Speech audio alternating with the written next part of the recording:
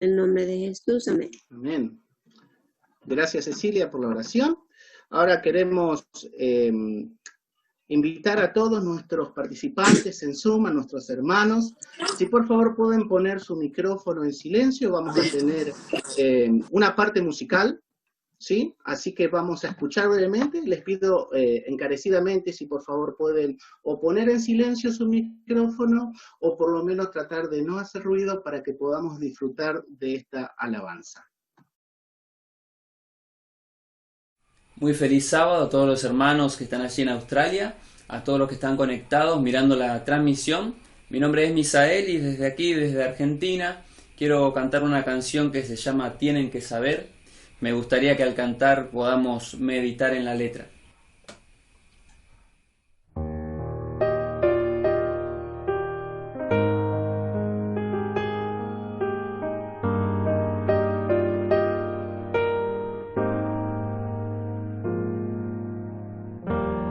Cada día puedo ver en sus ojos el sufrir,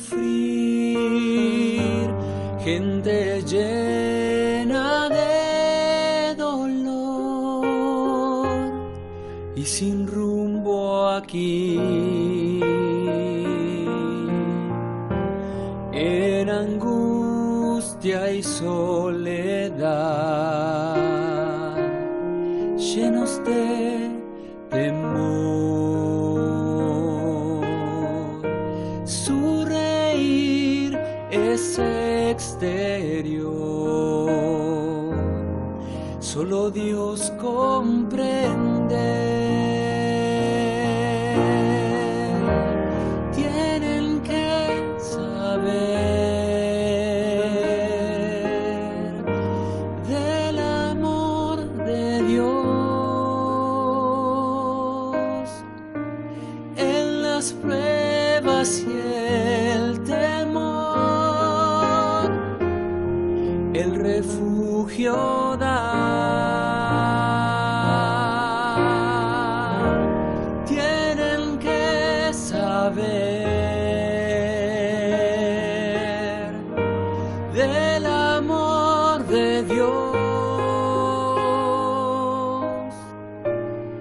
que en Él hay salvación.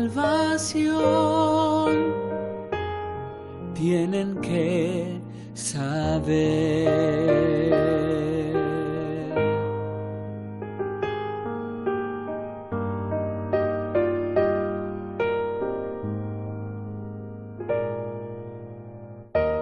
Él nos llama a brillar en un mundo de confusión. Nada igual a Él llevar vida quien perdido está, con su amor y su perdón. Él me libertó del dolor y el temor y me dio su paz. Tienen que saber del amor de Dios en las pruebas y el temor, el refugio da. Tienen que saber del amor de Dios. Debemos proclamar y nuestras vidas dar. Tienen que saber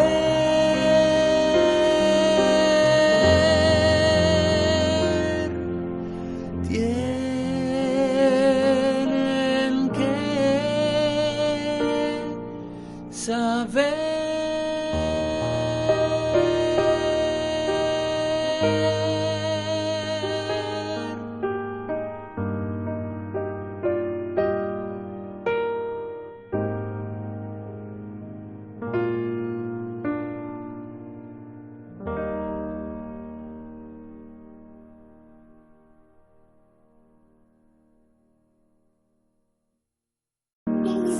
Amén.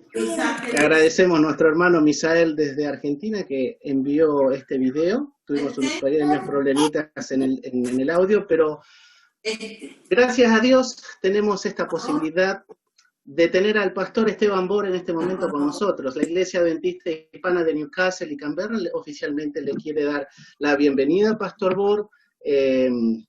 Gracias por estar aquí una vez más con nosotros, gracias por participar.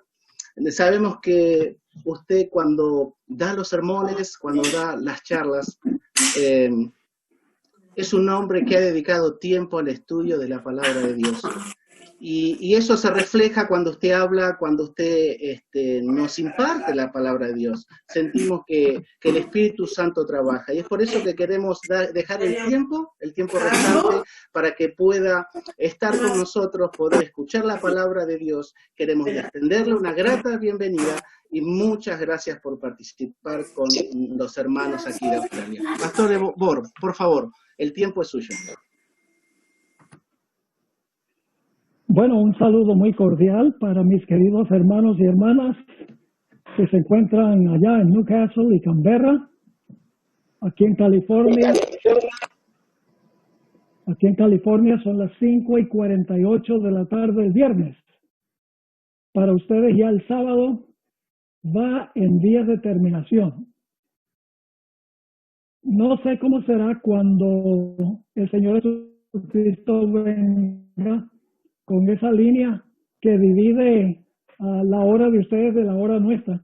Pero gracias a Dios que puedo venir a ustedes a una buena hora, porque a veces cuando me piden que predique para el culto divino en Europa, toca levantarse a las 2 o 3 de la mañana para compartir el mensaje, pero gracias a Dios que aquí apenas son las 5:48 de la tarde, no estamos en cuarentena total.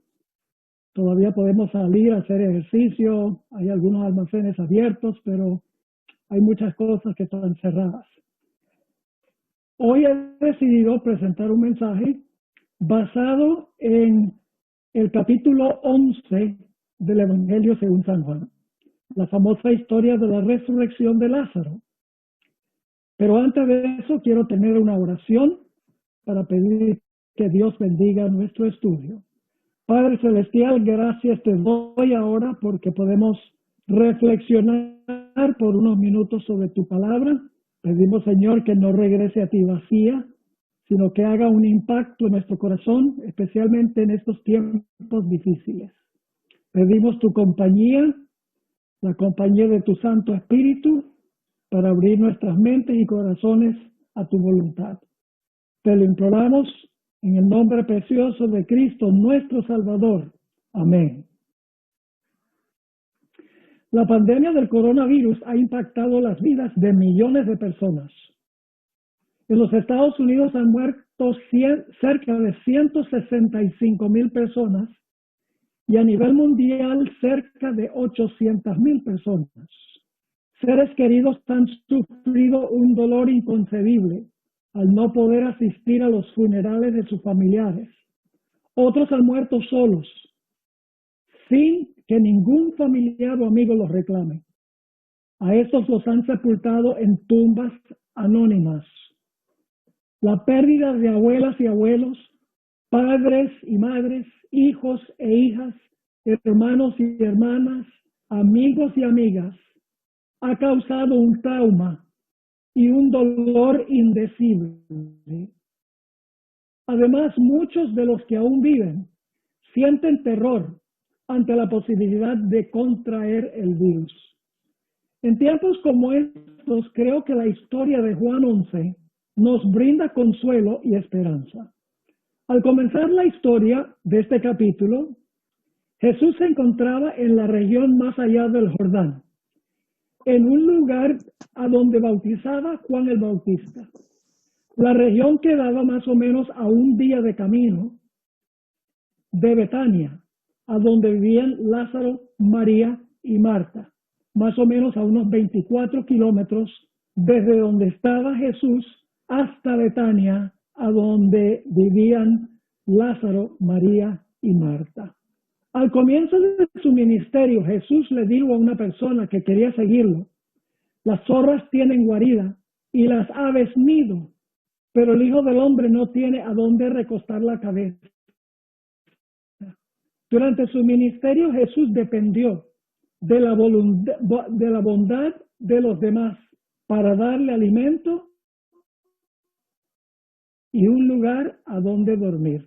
Había un lugar muy especial a donde Jesús le agradaba pasar tiempo, en la casa de Lázaro, María y Marta. Ahí hallaba un refugio de la amarga enemistad y las tretas de sus enemigos. Allí podía Jesús descansar con personas que realmente lo amaban. La historia nos dice que Jesús amaba a Lázaro, a María y a Marta. Así que comencemos nuestro estudio en los versículos 1 al 3 de San Juan, el capítulo 11. Dice allí: estaba entonces enfermo uno llamado Lázaro, de Betania, la aldea de María y de Marta, su hermana. María, cuyo hermano Lázaro estaba enfermo, fue la que ungió al Señor con perfume y le enjugó los pies con sus cabellos. Enviaron, pues, las de María y de Marta a María, cuyo... Tal vez a todos los que están conectándose. Gracias. Estamos en el versículo 3. Enviaron pues las hermanas para decir a Jesús: Señor, he aquí el que amas está enfermo. En su respuesta, Jesús parece no haberle importado la noticia. Los discípulos indudablemente se sorprendieron ante la actitud aparentemente desinteresada del maestro. Vamos a los versículos 4 al 6.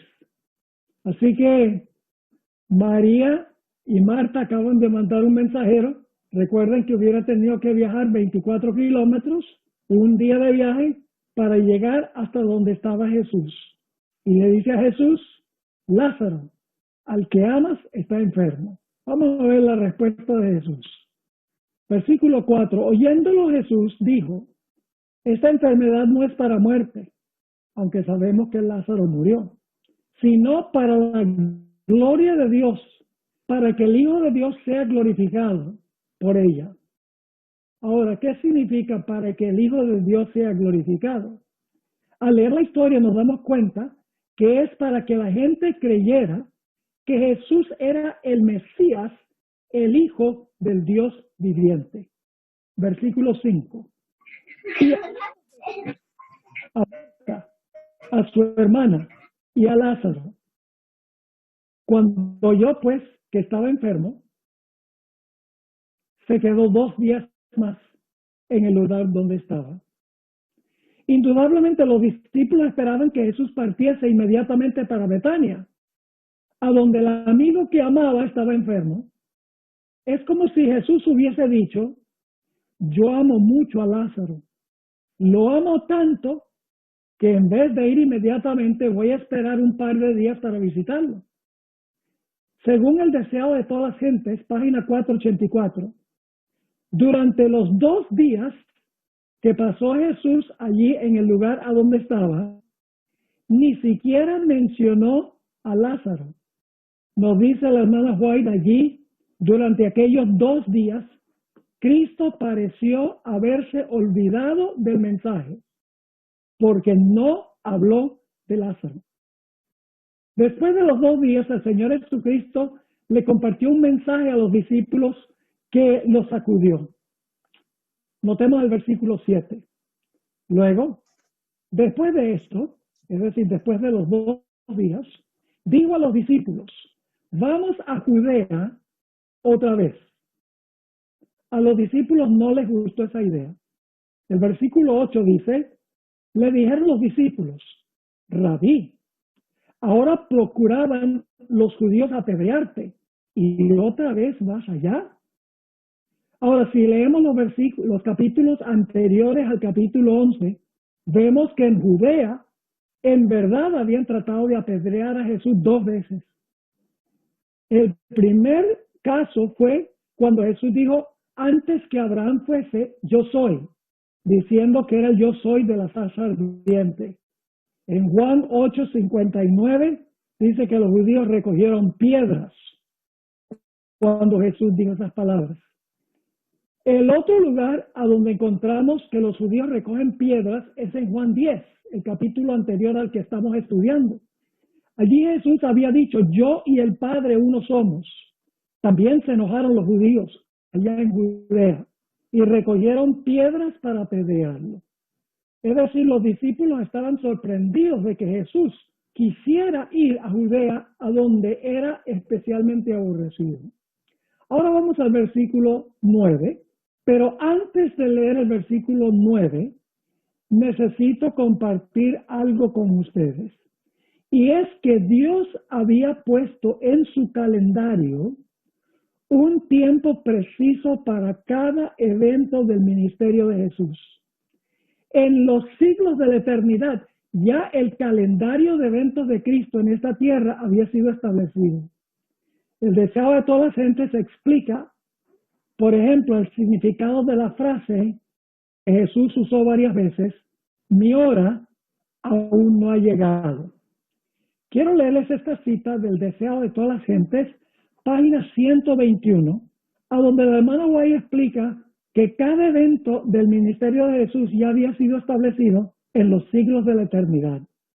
Dice allí, las palabras, aún no ha venido mi hora, indican que todo acto, noten, todo acto de la vida terrenal de Cristo se realizaba en cumplimiento del plan trazado desde la eternidad. Antes de venir a la tierra, el plan estuvo delante de él, perfecto en todos sus detalles. Fíjense que había un plan detallado que Jesús vio cuando estaba en el cielo, antes de venir acá. Entonces algunos dirán, bueno, entonces Jesús sabía durante su ministerio todo lo que iba a hacer durante el ministerio. No. El Padre le revelaba cada día el evento que estaba en el calendario. Leo la última parte de la cita. Pero mientras andaba entre los hombres, era guiado paso a paso por la voluntad del Padre. En el momento señalado en el plan, no vacilaba en obrar con la misma sumisión, esperaba hasta que llegase el tiempo, es decir, el tiempo que se había establecido en el plan. Es decir, de día en día, el Padre le revelaba al Señor Jesucristo a dónde iba a ir, con quién iba a hablar, qué debía decir y a dónde iba a ir después. Cada había... Ahora vamos a los versículos 8 y la primera parte del versículo 9. Le dijeron los discípulos, Rabí, ahora procuraban los judíos apedrearte y otra vez vas allá. Ahora, Jesús responde de una forma extraña. Parece que la respuesta de Cristo está desconectada con lo que acaban de decir los discípulos. Dice en el versículo 9, ¿no tiene el día 12 horas? Pues eso está raro, porque los discípulos dicen, Rabí, ahora procuraban los judíos apedrearte, y la respuesta de Jesús es, ¿no tiene el día 12 horas? ¿Qué quiso decir Jesús? Jesús se refirió a su ministerio simbólicamente como un día de 12 horas. Es decir, la totalidad de su ministerio, Jesús habló de eso como si fuera un día de 12 horas. El comienzo de su ministerio sería la hora 1 y su muerte sería la hora número 12. Por eso Jesús, después de sanar al ciego de nacimiento, en Juan 9 y el versículo 4, dijo lo siguiente: me es necesario hacer las obras del que me envió, entre tanto que el día dura. Es decir, mientras que mis 12 horas están transcurriendo. La noche viene cuando nadie puede obrar. La noche es el momento cuando Cristo muere. Déjenme darles otros ejemplos de los eventos, cómo el Señor se refirió a su ministerio un día. Noten Juan 7 y el versículo 30. Aquí Jesús estaba en la fiesta de tabernáculos y le dijo a los judíos en el templo unas palabras que no les gustaron. Dijo Jesús: yo conozco a mi Padre porque de él procedo y él me envió. Dice en el versículo 30, entonces procuraban prenderle. Los enemigos querían arrestar a Jesús. Pero noten lo que dice: pero ninguno le echó mano, porque aún no había llegado su hora. Había una hora para el arresto del Señor Jesucristo y su muerte. Y hasta que llegara esa hora no podían arrestarlo. Noten Juan 8, 19 y 20. Juan 8, 19 y 20. Aquí Jesús le dijo a un grupo de judíos: ustedes no me conocen a mí, ni tampoco a mi Padre. Oh, los judíos otra vez se enojaron con él y querían arrestarlo. El versículo 19 y 20 de Juan 8 dice que no pudieron. Voy a leer esos versículos. Ellos le dijeron a Jesús: ¿dónde está tu Padre? Respondió Jesús: ni a mí me conocéis, ni a mi Padre. Si a mí me conocieseis, también a mi Padre conoceríais. Estas palabras habló Jesús en el lugar de las ofrendas, enseñando en el templo, y nadie le prendió, porque aún no había llegado su hora. La hora número 12 sería cuando Jesús fue arrestado y cuando murió en la cruz. La hora número 1 es cuando comenzó su ministerio. Ahora, cuando Cristo llegó al final de su ministerio, apenas antes de ir al Getsemaní para sufrir su pasión, Jesús cambió el tono. Dice en lo que acabamos de leer que nadie le prendió porque aún no había llegado su hora. Pero ahora escuchen la diferencia en Juan 17:1, a donde Jesús está elevando su oración intercesora al Padre en camino al huerto de Getsemaní. Dice Jesús lo siguiente: Padre, la hora ha llegado. Note que Jesús ya no dice no había llegado la hora. Dice la hora ha llegado. Glorifica a tu Hijo para que también tu Hijo te glorifique a ti. La hermana White explica las 12 horas de la siguiente manera en El deseo de todas las gentes, página 485 y 486. Está citando a Jesús. Jesús dijo: estoy bajo la dirección de mi Padre. Mientras hago su voluntad, mi vida está segura. Mis 12 horas del día no han terminado todavía. He empezado el último restante de mi día, pero mientras queda algo, estoy seguro. Dicho sea de paso, faltaban 6 meses para la muerte de Jesús. La página 486, la hermana White escribió: querían lograr su muerte, pero este propósito no había tenido éxito, porque le quedaba todavía una parte del tiempo que aún restaba. Durante ese tiempo, Jesús gozaba de la custodia de los ángeles y aún en las regiones de Judea, ciudad de muerte, no podía sucederle ningún daño. Y luego Jesús continuó en la última parte del versículo 9 y el versículo 10 con las siguientes palabras: el que camina de día no tropieza, porque ve la luz de este mundo. Pero el que camina de noche tropieza, porque no hay luz en él. ¿Qué quiso decir Jesús cuando declaró que camina de día no tropieza porque ve la luz de este mundo, pero el que camina de noche tropieza porque no hay luz en él? Bueno, nuevamente el Espíritu de Profecía explica en el Deseado de todas las gentes, página 485, el que anduviere de día continuo no tropieza porque ve la luz de este mundo. Luego la mano ahí explica, el que hace la voluntad de Dios, como Jesús estaba haciendo en ese momento, dijo, cuando dice, el que hace la voluntad de Dios, que anda en la senda que Dios le ha trazado, como vimos, Jesús estaba siguiendo el plan, no puede tropezar ni caer. La luz del Espíritu guiador de Dios le da una clara percepción de su deber y le conduce hasta el final de su obra, como el Espíritu estaba haciendo con Jesús en ese momento. Luego, la hermana White cita la última parte del versículo donde dice, mas el que anduviere de noche tropieza, porque no hay luz en él. Y luego la hermana White explica, el que anda en la senda que se eligió, que esa persona se eligió, donde Dios no le ha llamado, tropezará.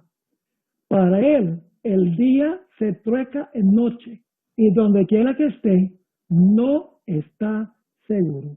Jesús estaba diciendo, yo camino en la luz, yo estoy siguiendo el plan. Y mientras yo sigo el plan, estoy caminando de día, no voy a tropezar, ni voy a caer. Vamos ahora a los versículos 11 al 14. Dice en el versículo 11, dicho esto, les dijo después, Jesús ahora habla a sus discípulos, nuestro amigo Lázaro duerme, mas voy para despertarle. Dijeron entonces sus discípulos, Señor, si duerme sanará. Pero Jesús decía esto de la muerte de Lázaro, y ellos pensaron que hablaba del reposar del sueño. Entonces Jesús les dijo claramente, Lázaro está muerto. Ahora, es sorpresivo de que los discípulos no hayan entendido lo que estaba diciendo Jesús, porque en realidad la Biblia en múltiples lugares dice que la muerte es un sueño. Noten, por ejemplo, Daniel 12 y el versículo 2. Recuerden que Jesús dijo, nuestro amigo Lázaro duerme, yo voy a despertarlo. Daniel 12:2 usa esas mismas palabras. Y muchos de los que duermen en el polvo de la tierra serán despertados, unos para vida eterna y otros para vergüenza y confusión perpetua. Cuando Cristo resucitó a la hija de Jairo, según Lucas 8:52 y 53 nos dice, y lloraban todos, y hacían lamentación por ella.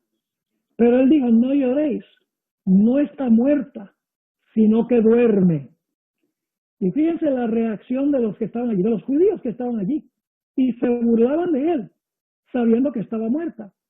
Los que estaban ahí deben haber sabido que la Biblia usa el dormir como símbolo de la muerte. Pero los judíos ahí no entendieron lo que Jesús estaba diciendo. Más bien se burlaban de él. Más de 50 veces la Biblia compara la muerte con sueño. Noten un par de ejemplos más. Hechos 7, 59 y 60. El martirio de Esteban. Dice, y apedreaban a Esteban, mientras él invocaba y decía, Señor Jesús, recibe mi espíritu. Y puesto de rodillas, clamó a gran voz, Señor, no les tomes en cuenta este pecado. Y me encanta ahora lo que dice, y habiendo dicho esto, se durmió. Cuando Esteban murió, dice que se durmió, lo cual significa que del dormir va a haber un despertar. Claro, el pasaje clásico donde se compara la muerte con dormir es un texto que siempre se lee en los funerales. Primera de Tesalonicenses 4, 15 al 17, donde dice lo siguiente, por lo cual os decimos esto en palabra del Señor, que nosotros que vivimos, que habremos quedado hasta la venida del Señor, no precederemos a los que durmieron. Noten que la muerte se compara con dormir, porque el Señor mismo con voz de mando, con voz de arcángel y con trompeta de Dios descenderá del cielo, y los muertos en Cristo resucitarán primero. ¿Ve? Dormir y resucitar. Versículo 17, luego nosotros los que vivimos, los que hayamos quedado, seremos arrebatados juntamente con ellos en las nubes para recibir al Señor en el aire, y así estaremos siempre con el Señor. Así que Jesús, cuando dice Lázaro duerme, lo que está diciendo es que Lázaro está muerto y está comparando la muerte con dormir. Vamos a los versículos 15 y 16. Probablemente lo que yo estoy compartiendo ahora con ustedes ya lo conocen, pero necesito estudiar todas estas cosas porque al final del tema vamos a ver algunas cosas que posiblemente no han visto en esta historia. Vamos a los versículos 15 y 16. Jesús dice algo sorpresivo. Acaba de decir que Lázaro está muerto. Y ahora Jesús dice, yo me alegro por vosotros de no haber estado allí. Jesús dice, yo estoy contento de que no estuve allá donde estaba Lázaro. Y los discípulos están pensando, pero ¿cómo es que el maestro dice esto? ¿Por qué dijo Jesús, me alegro por vosotros de no haber estado allí? Dice aquí, para que creáis. ¿Para que crean qué? Nuevamente, para que crean que Jesús es el Mesías, el Hijo del Dios viviente, Dios en la carne. Así que dice, yo me alegro por vosotros de no haber estado allí, para que creáis. Mas vamos a él. Digo entonces Tomás, y Tomás no entendía nada. Digo entonces Tomás, llamado Dídimo, a sus condiscípulos, vamos también nosotros, para que muramos con él. Está demostrando una falta de fe, Tomás. ¿Por qué es que Jesús estaba alegre de no estar cuando Lázaro estaba enfermo y cuando Lázaro murió? En el deseo de todas las gentes 4:87 encontramos la siguiente explicación.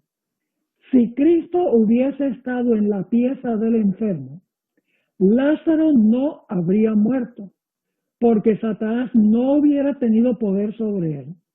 La muerte no podría haber lanzado su dardo contra Lázaro en presencia del dador de la vida. Es decir, si Jesús hubiera estado allí, en ese cuarto, no habría posibilidad de que Lázaro muriera y se hubiera perdido la oportunidad de el más grande de todos los milagros de Jesús. Sigue diciendo la sierva del Señor. Por lo tanto, Cristo permaneció lejos, dejó que el enemigo ejerciese su poder, es decir, dejó que Satanás matara a Lázaro, para luego echarlo atrás como enemigo vencido. Así que Jesús ahora está en las afueras de Betania y se va a encontrar con Marta. Vamos al versículo 17. Vino pues Jesús y halló que hacía ya 4 días que Lázaro estaba en el sepulcro. Ahora nos preguntamos, ¿por qué 4 días llevaba a Lázaro en el sepulcro? Jesús solamente había pasado 2 días a donde estaba. Tiene que ser, mis hermanos, que Lázaro murió poco después que se envió el mensajero para avisarle a Jesús de que Lázaro había muerto. ¿Cuáles son los 4 días? 1 día de viaje para el mensajero llegar a donde estaba Jesús. 2 días que se quedó Jesús en Betania, lejos de Betania. Y finalmente 1 día de viaje para Jesús y los discípulos ir a Betania. Son los 4 días. 1 día, el mensajero viaja donde está Jesús. 2 días, Jesús se queda. Y 1 día para que Jesús regrese con los discípulos a Betania. Así que ahora vamos a los versículos 18 al 26. Betania estaba cerca de Jerusalén, como a 15 estadios. Y ahora viene una parte clave. Y muchos de los judíos habían venido a Marta y a María para consolarlas por su hermano. Fíjense que había muchos judíos allí presentes consolando a María y a Marta. Versículo 20. Entonces Marta, cuando oyó que Jesús venía, salió a encontrarle, pero María se quedó en casa. Y Marta dijo a Jesús, Señor, si hubieses estado aquí, mi hermano no habría muerto. Ahora fíjense, vamos a encontrar en la historia que Marta creía que Jesús tenía poder para sanar, pero ni se le ocurría la idea de que Jesús podía resucitar a Lázaro, quien había estado muerto por 4 días, un cuerpo que estaba en vía de descomposición. Versículo 22. Mas también sé ahora que todo lo que pidas a Dios, Dios te lo dará. Versículo 23. Jesús le dijo, tu hermano resucitará. Marta le dijo, yo sé que resucitará en la resurrección, en el día postrero. Le dijo a Jesús, yo soy la resurrección y la vida. Ya Marta debería haber sabido aquí. Él ha venido a resucitar a mi hermano. Pero ella creía que Jesús podía sanar a un enfermo que estaba grave, pero que él era el que iba a resucitar a los muertos al final de la historia, no había caído en cuenta de eso.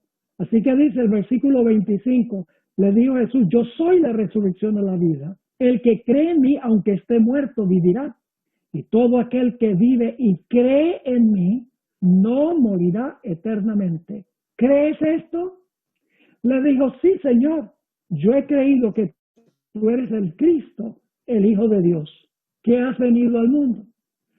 Ahora, alguno podrá pensar, bueno, ella creía que Jesús era el Cristo o el Mesías, el Hijo de Dios. Pero entendía todas las implicaciones de eso. La confesión de ella fue como la confesión de Pedro, que se encuentra en Mateo, el capítulo 16, donde Pedro le dijo, tú eres el Cristo, el Mesías, el Hijo del Dios viviente. La misma confesión. Pero Pedro no entendía plenamente su confesión, ni tampoco Marta. Ahora Jesús luego se va a encontrar con María. En los versículos 28 al 37 encontramos una descripción del encuentro con María. Sigue diciendo en el versículo 28, habiendo dicho esto, fue y llamó a María, su hermana, diciéndole en secreto, el maestro está aquí y te llama. Ella cuando lo oyó, María cuando lo oyó, se levantó deprisa y vino a él. Jesús todavía no había entrado en la aldea, sino que estaba en el lugar donde Marta le había encontrado. Entonces los judíos que estaban en casa con ella y la consolaban, vieron que María se había levantado, había salido, la siguieron diciendo, va al sepulcro a llorar allí. Versículo 32. María cuando llegó a donde estaba Jesús, al verle se postró a sus pies diciéndole, tampoco María entendió, diciéndole, Señor, si hubieses estado aquí, no habría muerto mi hermano. Es decir, ella sabía que Jesús podía sanar enfermedades, inclusive graves, pero ni soñaba que Jesús podía resucitar a uno que había estado muerto 4 días y que Jesús era el que iba a resucitar a los muertos al final de la historia. Versículo 33. Jesús entonces al verla llorando y a los judíos que la acompañaban también llorando, se estremeció en espíritu y se conmovió.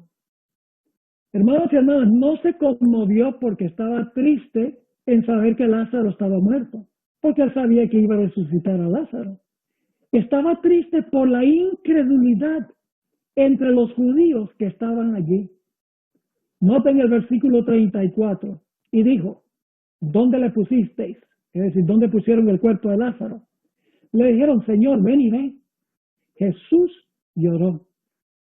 El versículo más corto de la Biblia, Jesús lloró, que es el versículo 35.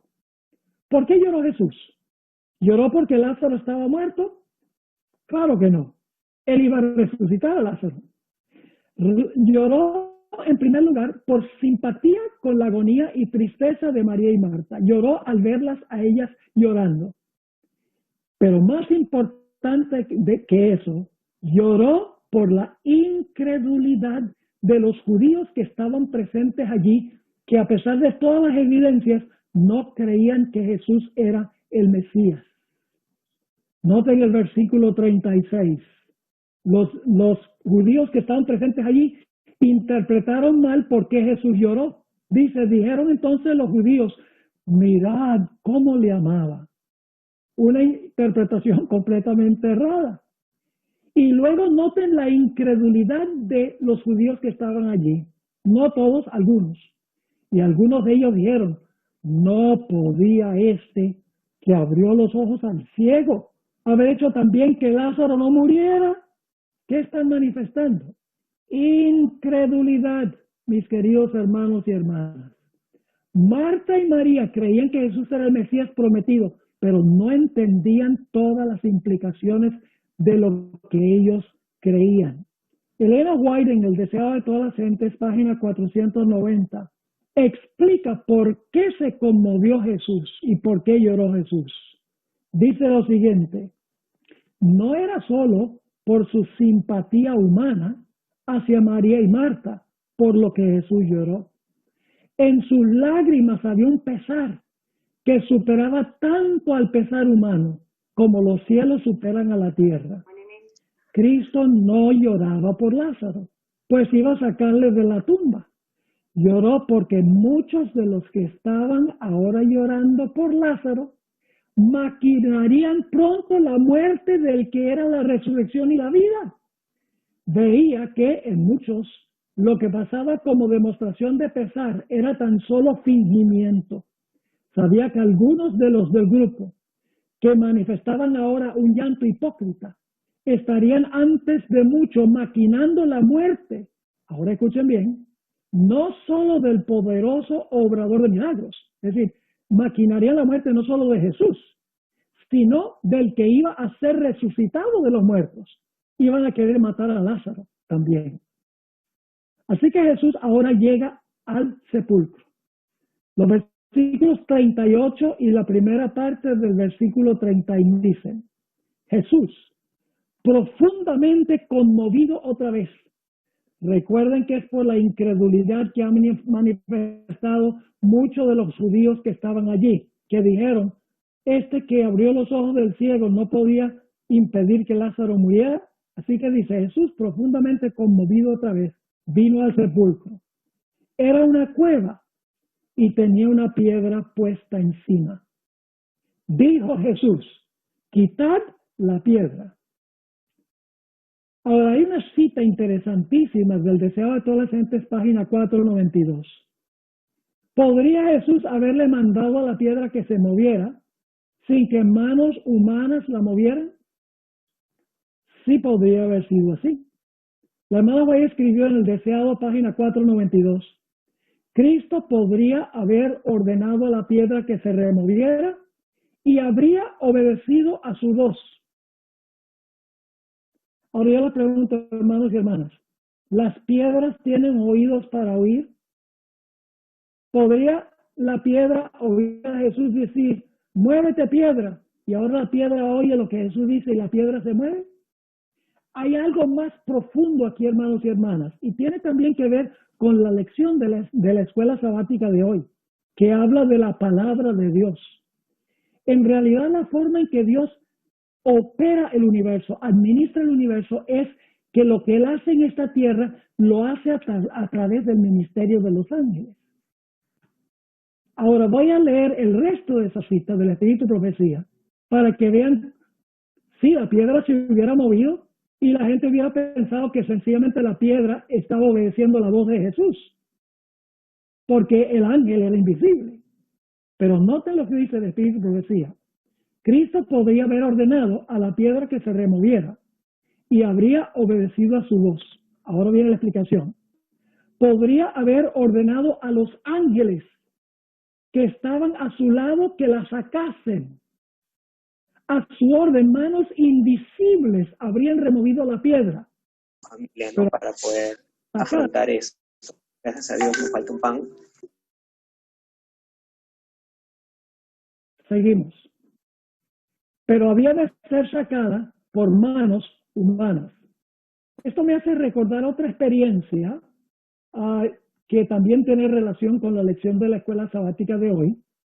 El caso del centurión que tenía un siervo que estaba enfermo. Le dice a Jesús, por favor sana a mi criado que está enfermo. Jesús le dice, está bien, yo voy a ir a tu casa. Y el centurión dice, no, yo no tengo, tú no tienes que venir a mi casa. No soy digno de que vengas debajo de mi techo. Sencillamente di la palabra y mi siervo sanará. Algunas veces yo pensaba antes que cuando Jesús dijo la palabra salió volando por el cielo y fue allá la palabra y sanó a ese enfermo. Pero el Espíritu de Profecía dice claramente que cuando Jesús habló la palabra, un ángel fue en obediencia a la palabra de Jesús a la cama de ese hombre que estaba enfermo y lo curó. Todo lo que hace Dios en este mundo lo hace a través del ministerio de los ángeles. Ahora vamos al versículo 39, la segunda parte del versículo y el versículo 40. Marta, la hermana del que había muerto, le dijo: Señor, hiede ya, porque es de 4 días. Ahora nos damos cuenta que Marta no entendía en qué sentido era Jesús el Mesías, el Hijo del Dios viviente. Porque cuando Jesús dice, quita la piedra, Marta dice, Señor. Ella no cree que Jesús lo va a resucitar. Señor, lleve ya, porque es de 4 días. Versículo 40. Jesús le dijo, no te he dicho que si crees, y en la importancia de creer, no te he dicho que si crees, verás la gloria de Dios. Ahora, ¿por qué esperó Cristo hasta que Lázaro estuviese muerto 4 días? En el Deseo de todas las gentes, página 491, la hermana White explica. Dice lo siguiente: cuando Cristo devolvió la vida a la hija de Jairo, había dicho, la muchacha no es muerta, mas duerme.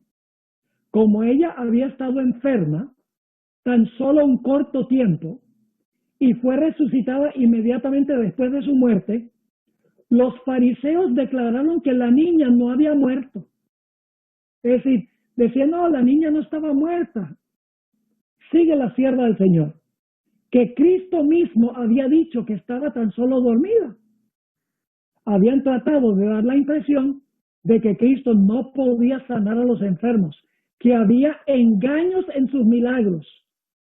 Pero en este caso, el de Lázaro, nadie podía negar que Lázaro había muerto, porque había estado muerto 4 días y le habían enrollado la cara en lienzos. Si no estaba muerto, se hubiera sofocado de todas maneras. Y ahora Jesús eleva una oración a su Padre antes de llamar a Lázaro para que salga. Dice los versículos 41 y 42. Entonces quitaron la piedra de donde había sido puesto el muerto. Y Jesús, alzando los ojos a lo alto, dijo, Padre, gracias te doy por haberme oído. Yo sabía que siempre me oyes, pero lo dije por causa de la multitud que está alrededor, para que crean que tú me has enviado. Es decir, esperé 4 días y ahora estoy orando a ti para que la gente pueda entender que yo no hago nada de mí mismo, que tú y yo trabajamos juntos, que ambos somos Dios y ambos trabajamos en armonía, que tú me mandaste, que yo soy el Mesías, que yo soy el Hijo del Dios viviente. En el Deseo de todas las gentes, página 493, la hermana Valle escribió, en todo lo que hacía, Cristo cooperaba con su Padre. Siempre se esmeraba por hacer evidente que no realizaba su obra independientemente. Era por la fe y la oración como hacía sus milagros. Cristo deseaba que todos conociesen su relación con su Padre. Y luego viene la resurrección de Lázaro en los versículos 43 y 44. Y habiendo dicho esto, clamó a gran voz, Lázaro, ven fuera. Y el que había estado muerto salió, atadas las manos y los pies con vendas, y el rostro envuelto en un sudario. Jesús les dijo, desatadle y dejadle ir. Noten que Jesús no le dijo, Lázaro, baja del cielo. El texto dice que salió de la tumba. Si Lázaro hubiera estado disfrutando en el cielo o en el seno de Abraham, como creían muchos judíos, hubiera sido cruel que Jesús lo llamara a volver otra vez a una vida terrestre. ¿Cómo se veía Lázaro cuando resucitó? ¡Ja! Cuando Dios hace las cosas, las hace bien. Deseado de todas las gentes, página 493. Lázaro queda libre y está de pie ante la congregación, no demacrado por la enfermedad, ni con miembros débiles y temblorosos, sino como un hombre en la flor de la vida, provisto de una noble virilidad. Sus ojos brillan de inteligencia y de amor por su Salvador. Se arroja a los pies de Jesús para adorarle. Ahora llegamos a la parte que especialmente quiero que prestemos atención. En el versículo 45, este es el versículo que sigue a la resurrección de Lázaro, nos dice algo muy interesante. Entonces muchos de los judíos, fíjense, no todos, muchos de los judíos que estaban allí, que habían venido para acompañar a María, es decir, habían venido a llorar con María y con Marta. ¿Qué sucedió cuando Cristo resucitó a Lázaro? Y vieron lo que hizo Jesús. Creyeron en él. Es decir, muchos judíos que vieron el milagro creyeron que Jesús era el Mesías, el Hijo del Dios viviente. Oh, pero los fariseos y saduceos estaban furiosos. Rehusaron creer. Aún cuando Jesús resucitó a un hombre que había estado muerto 4 días. Es más, sigue diciendo ahí en la historia que algunos de los que estaban presentes allí fueron y le contaron a los fariseos lo que Jesús había hecho. Es decir, fueron con el chisme para ver qué iban a hacer los fariseos, porque ellos no creían que Jesús era el Mesías. Ahora quiero conectar otro pasaje de la Biblia con este. Escuchen bien. Hacia el final del tercer año de su ministerio, recuerden que su ministerio duró 3 años y medio, hacia el final del tercer año de su ministerio, menos de un mes antes de resucitar a Lázaro, Jesús contó la famosa historia del rico y Lázaro. Fíjense, hermanos y hermanas, en la cronología. Jesús está terminando su tercer año. Un mes antes de resucitar a Lázaro, Jesús contó la parábola del rico y Lázaro. Ahora, fíjense, esa es la única parábola de Jesús a donde aparece un nombre propio. Es decir, todas las demás parábolas dice había un señor, había un amo, había un agricultor. Es decir, no identifica por nombre personajes. Esta es la única parábola a donde se menciona el nombre propio, Lázaro. Por eso algunos cristianos, la mayoría de ellos, dicen que esta no es una parábola, sino una historia de la vida real. Pero ya vamos a ver que hay una razón por la cual Jesús mencionó a Lázaro por nombre. En esta única parábola Jesús mencionó el nombre Lázaro por una razón muy especial. ¿A quién le dirigió Jesús especialmente esta parábola? Se las dirigió a los fariseos. Noten Lucas 16 y el versículo 14, ahí se encuentra la historia del rico y Lázaro. Dice allí, y oían también todas estas cosas los fariseos, que eran avaros, y se burlaban de él, se burlaban de Jesús. Ahora, según los fariseos, el alma del rico, que representaba a los fariseos, debía haber terminado en el seno de Abraham y Lázaro debe haber terminado en el Hades, quemándose. Pero los roles se reversaron, porque Lázaro terminó en el seno de Abraham y el rico terminó quemándose en las llamas del Hades. Ahora, con esto en mente, vamos a los versículos 27 al 31 de Lucas, el capítulo 16. Mientras el rico estaba sufriendo en el tormento en el Hades, le pidió a Abraham que enviara a Lázaro, escuchen bien, de entre los muertos, para darle un mensaje a sus 5 hermanos que aún estaban vivos. Fíjense bien en lo que está diciendo esta parábola, ¿ok? Es decir, el rico se está quemando en las llamas y ahora el rico le dice a Abraham, manda a Lázaro para que le avise a mis hermanos cómo es este lugar para que ellos no vengan acá también. Vamos a leer el versículo 27. Entonces le dijo el rico a Abraham, te ruego pues, Padre, que le envíes, es decir, que envíes a Lázaro. Ahora, Lázaro había sido enterrado, según la parábola. Es decir, lo que el rico está diciendo es manda el alma de Lázaro que se está quemando, que está disfrutando en el seno de Abraham. Te ruego pues, Padre, que le envíes a la casa de mi padre, porque tengo 5 hermanos, para que les testifique, a fin de que no vengan ellos también a este lugar de tormento.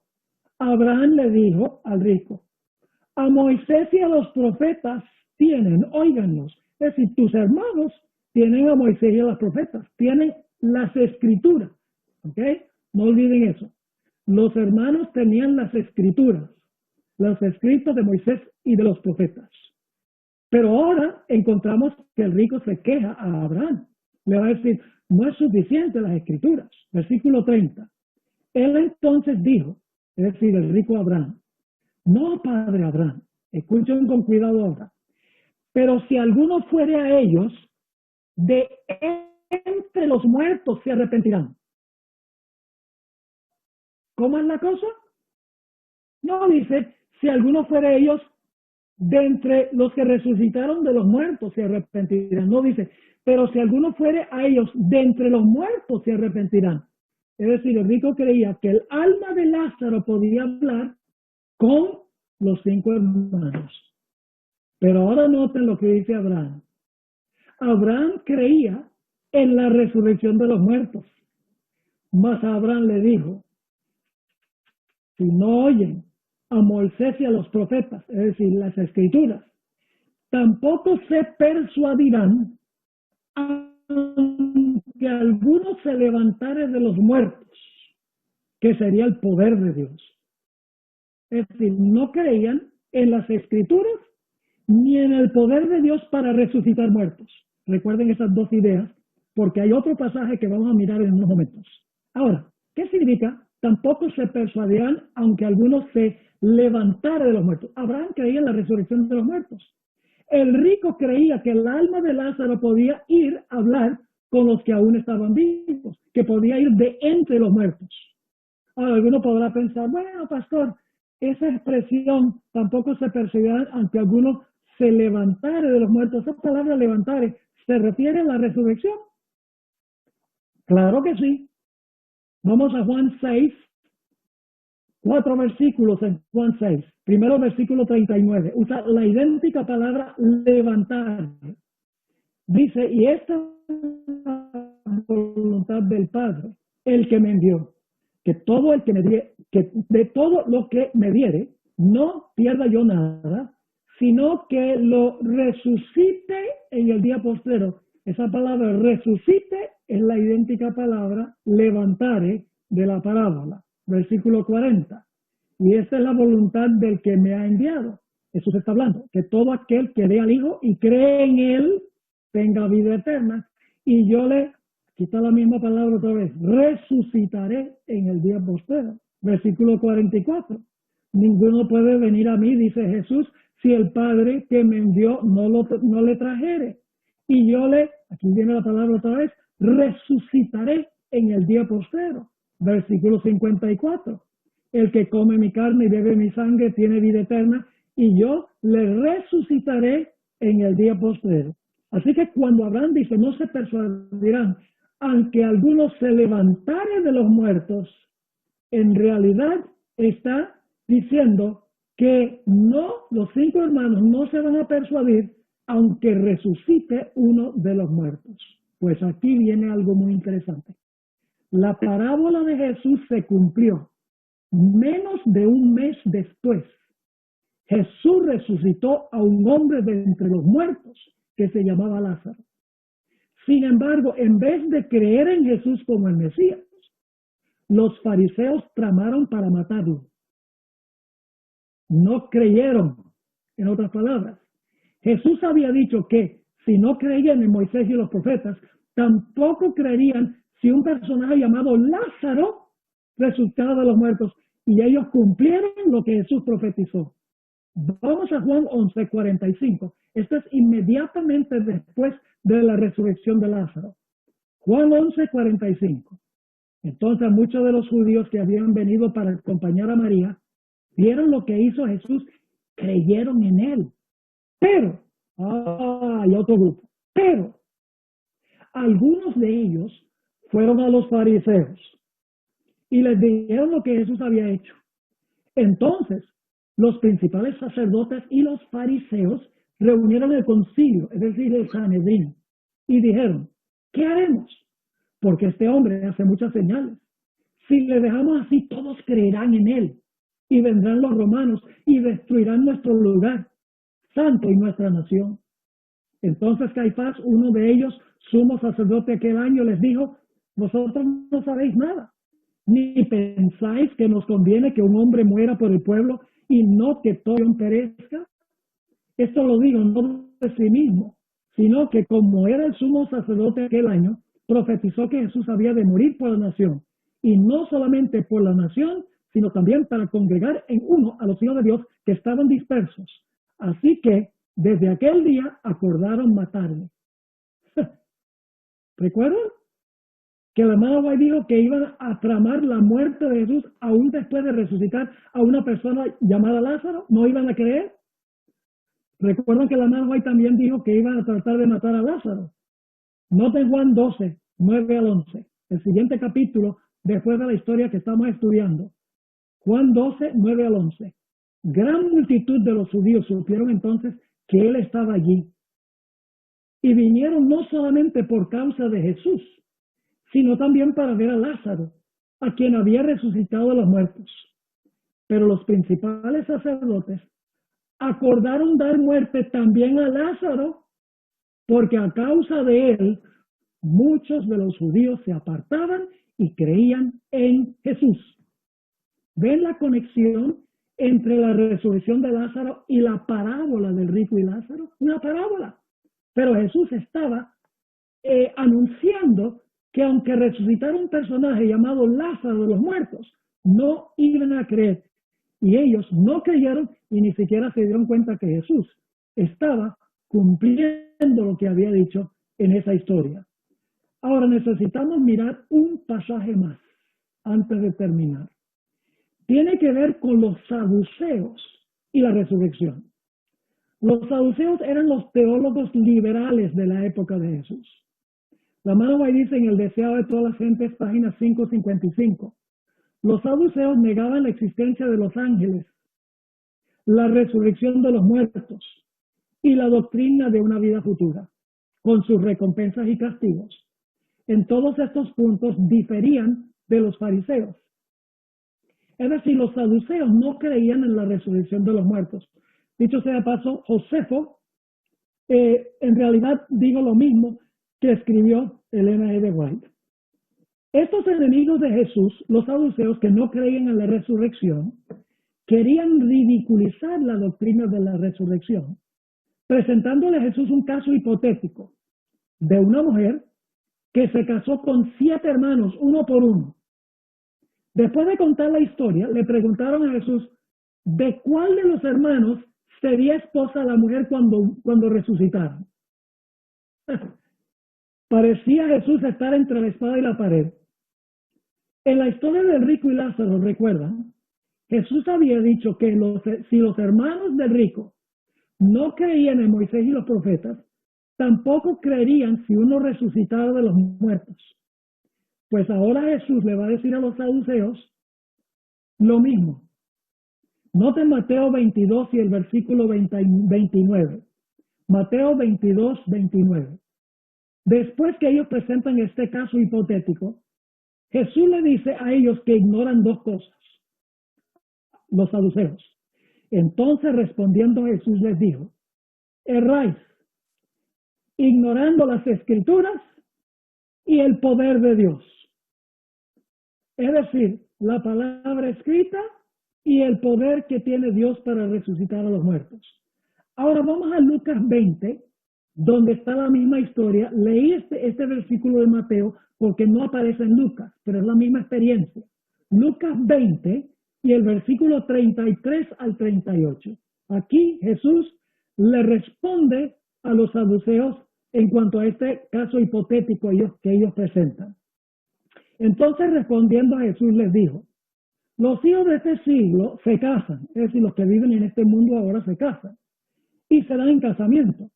Mas los que fueren tenidos por dignos de alcanzar aquel siglo, es decir, la vida venidera y la resurrección de entre los muertos, ni se casan ni se dan en casamiento, porque no pueden ya más morir, pues son iguales a los ángeles y son hijos de Dios al ser hijos de la resurrección.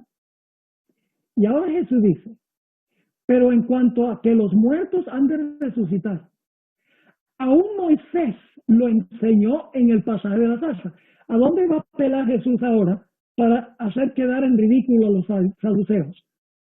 Va a apelar a las escrituras.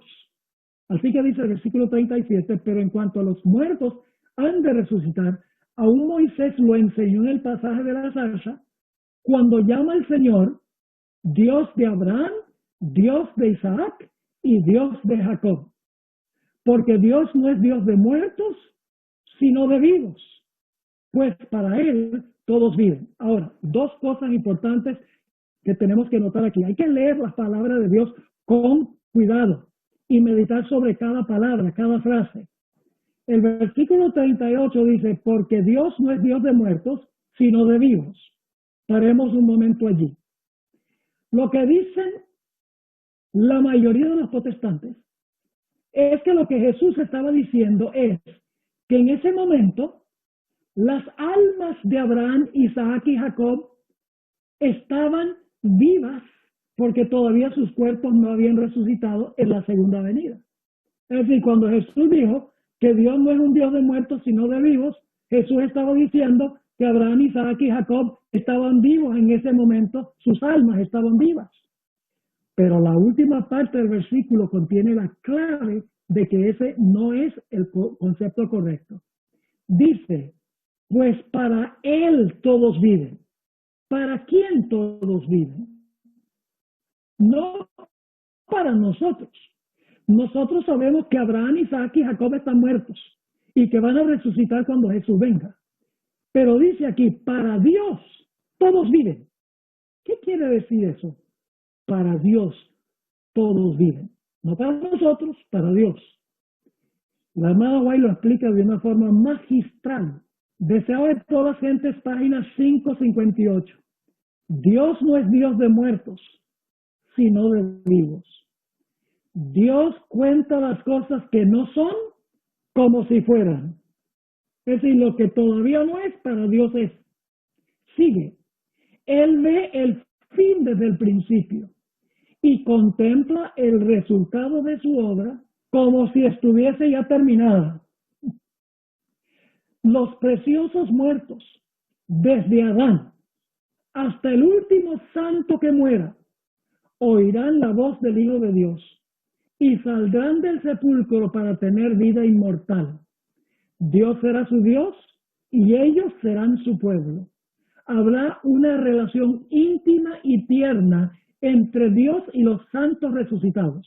Ahora viene la parte clave.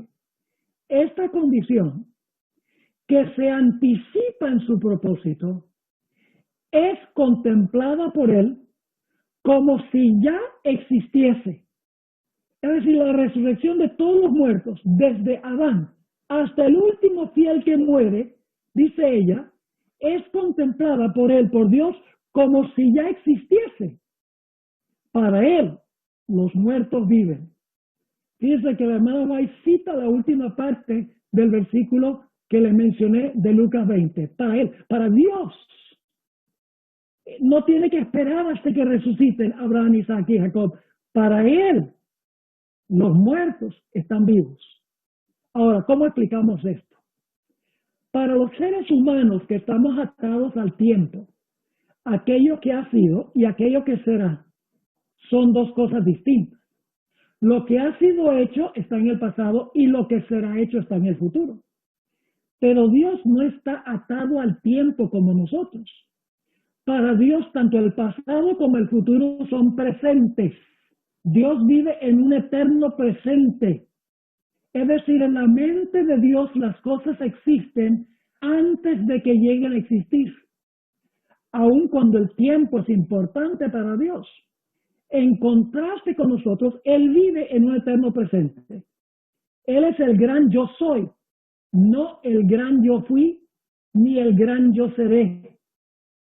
En la matutina de la hermana White, a fin de conocerle, encontramos la siguiente explicación de Elena G. White. Está explicando lo que significa el nombre yo soy. Yo soy significa una presencia eterna. El pasado, el presente y el futuro son iguales para Dios. ¿Se fijaron? El pasado, el presente y el futuro son iguales para Dios. Él ve los acontecimientos más remotos de la historia pasada y el futuro lejano con una visión tan clara como nosotros vemos las cosas que suceden diariamente. Ahora, permítame darles no sé si tenemos tiempo para el último ejemplo. Sí, pastor, adelante. Ok, un último ejemplo para que les quede absolutamente claro desde una perspectiva bíblica. Examinemos un ejemplo bíblico de este concepto. Escuchen bien, porque Pablo va a usar este ejemplo en la Biblia. Antes que naciera Isaac, Dios le dijo a Abraham que lo había hecho padre de muchedumbre de gentes. Es decir, antes que naciera Isaac, Dios dijo, yo te hice padre de muchas gentes o de muchas naciones.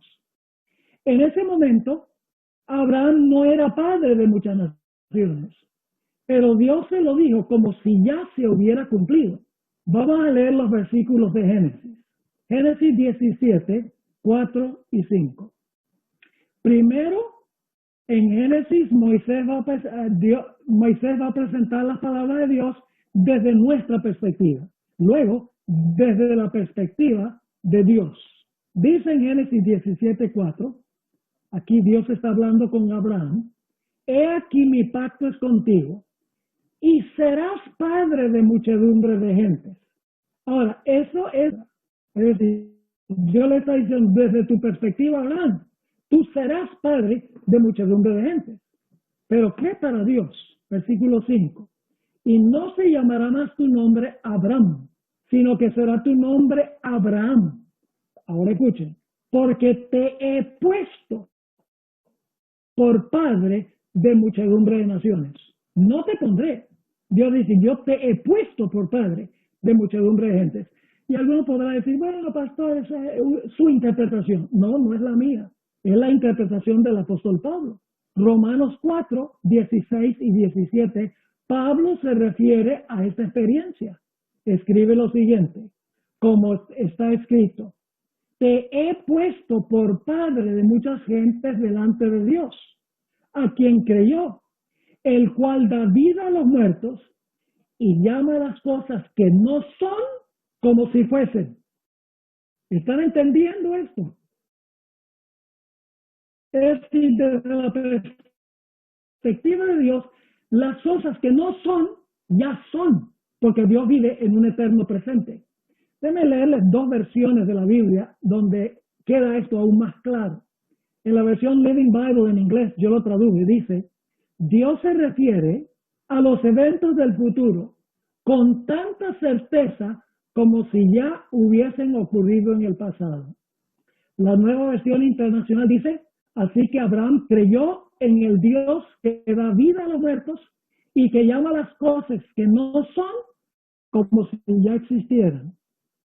El gran comentarista presbiteriano Albert Barnes escribió lo siguiente en cuanto a lo que escribió Pablo en Romanos 4.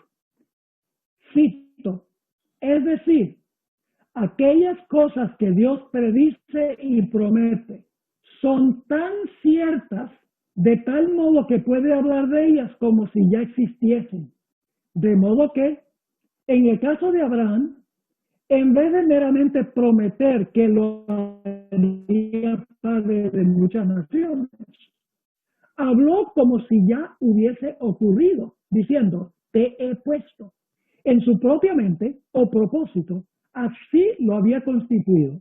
Y era tan cierto que ocurriría, que podía hablar como si ya lo hubiese hecho. Hermanos y hermanas, por esto es que el libro de Apocalipsis nos dice que Jesús es el Cordero sacrificado desde la creación del mundo.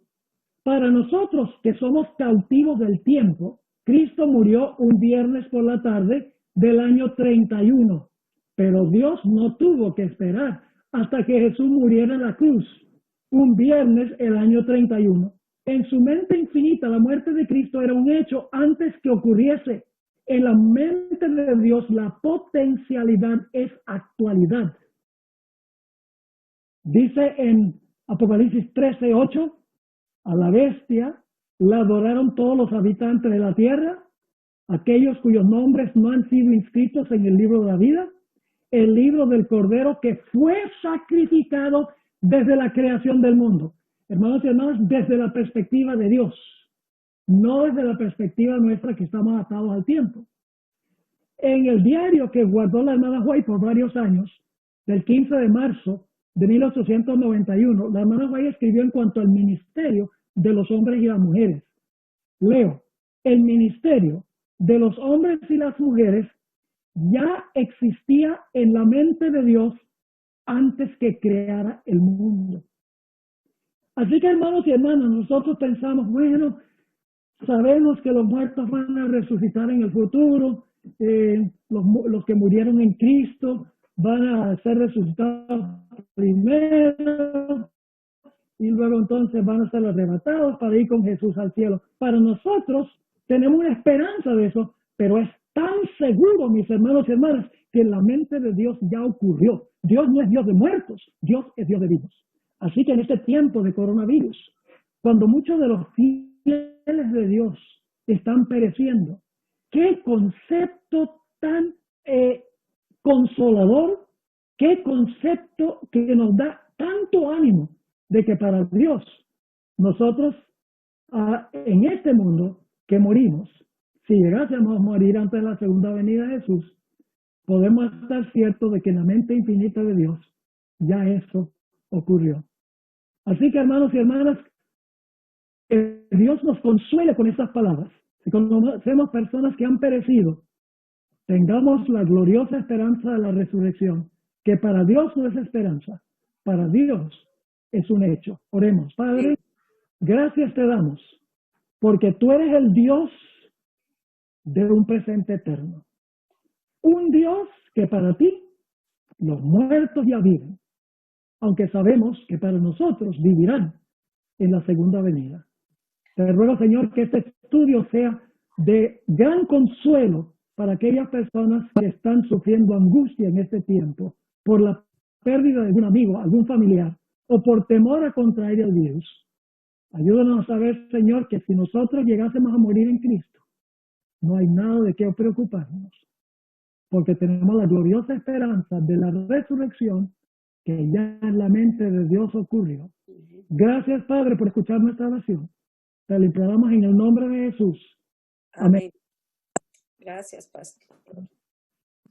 Gracias, Pastor, por estas hermosas palabras de aliento, de esperanza, en medio de tanta incertidumbre, en medio de gente que se ha quedado sin esperanza. Todavía podemos confiar en la palabra de Dios, todavía podemos crecer en fe. Y si hay algunos que por ahí han perdido a sus seres familiares, hay esperanza de que podemos volver a encontrarnos cuando Jesús regrese. Gracias, Pastor. Gracias por esas palabras. Hasta aquí vamos a cerrar. Hemos llegado aquí con nuestro culto de adoración. Estamos agradecidos con cada uno de los que participaron aquí en Zoom. Gracias por conectarse. Gracias a nuestros hermanos que se pudieron conectar a través de YouTube.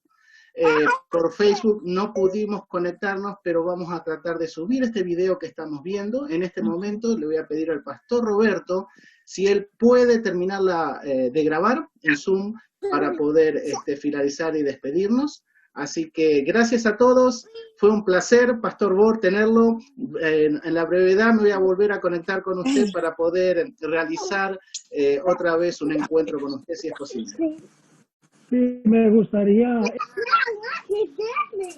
agradecerte por el privilegio de compartir con ustedes. En segundo lugar, quiero animar a los que están conectados a que bajen la aplicación de Zoom TV. SUM-TV. Tenemos un canal de televisión, pueden conseguirlo por Roku, por muchos otros medios, Facebook, etcétera, YouTube, donde transmitimos 24 horas al día. Y pueden bajar la aplicación completamente gratis. Tenemos sermones, tenemos demostraciones culinarias, tenemos charlas de salud, charlas sobre la familia. No solo predico yo, predican muchos otros pastores. Y sería de beneficio si bajaran la aplicación a su celular o a su computadora para que puedan ver esta programación de televisión muy buena. ¿Puede repetir cómo se llama? Zoom TV. Zoom TV. SUMTV.org. zoomtv.org. Muy bien, para los hermanos que nos están escuchando, tomen nota. Esto igualmente sigue siendo grabado por YouTube, así que después lo vamos a subir a esto que estuvimos escuchando a la página de Facebook para aquellos que no han podido disfrutar de la escuela sabática y del sermón. Así que hasta aquí hemos llegado. Agradecemos una vez más a cada uno de ustedes. Estamos contentos, Pastor, ¿y cuánto están contentos porque el Pastor estuvo con nosotros? Los saludamos. Gracias, Pastor. Gracias, Pastor. Gracias, Pastor. Bendiciones. Muchas gracias, Pastor.